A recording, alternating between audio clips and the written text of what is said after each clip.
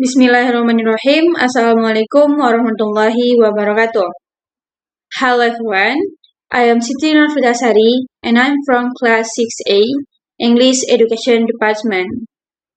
In this video, I would like to review material of language learning strategies. For the first, it's about chapter 1 under the title Looking at Language Learning Strategies. In the first chapters, we are introduced to the concept of language learning strategies. These are specific, consecutive techniques that learners use to improve their understanding and the use of a language. Strategies are not natural talents, but skills that can be taught and learned. When students understand how to use them, they become more motivated, independent, and effective language learner. And in this chapter lies the foundation for the rest of the books. And next is chapter 2. Is about direct strategies for dealing with language. The second chapter explains direct strategies. And these are strategies that directly involve the target language. They are grouped into 3 types. But the first is memory strategies, such as grouping or using mental images. And next is the second one is cognitive strategies, like practicing, analyzing, and then summarizing. And next is composition strategies, like guessing meaning from context or using gesture when words are missing. And then this helps learner process language actively and then meaningfully. And then chapter 3, under the title Applying Direct Strategies to the 4 Language Skills. This chapter focuses on how direct strategies are applied to the 4 key skills. For listening, strategies like note-taking and predicting are useful. And then in speaking, practicing pronunciation or using paraphrasing is encouraged.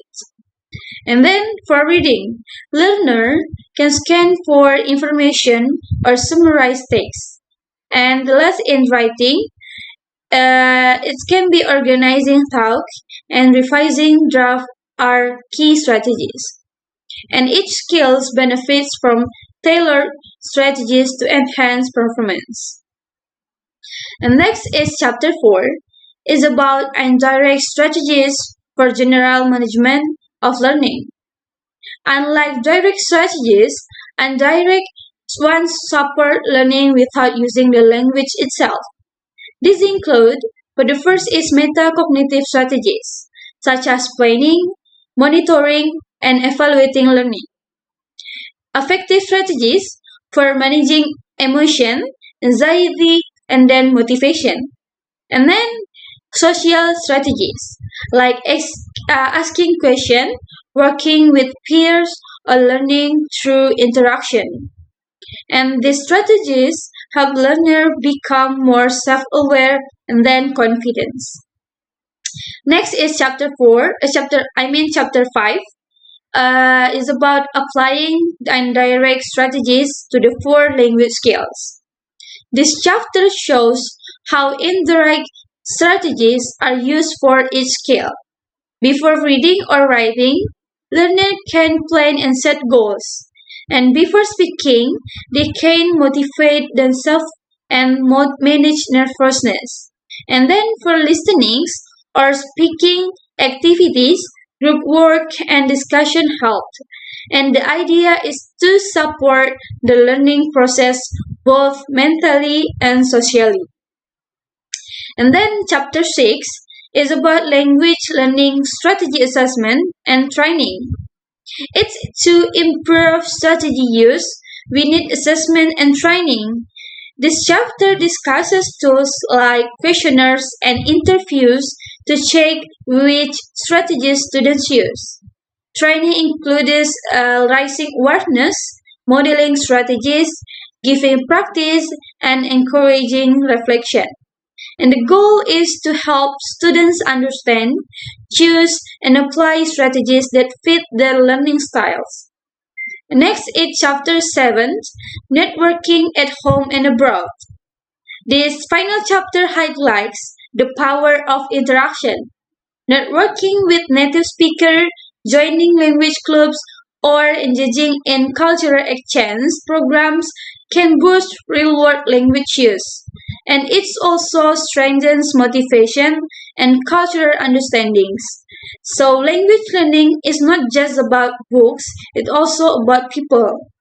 And in summary, language learning strategies can be grouped into two main types, direct and indirect strategies. Direct strategies help learner work with the language itself. For example, remembering vocabulary, practicing speaking, or understanding reading passages.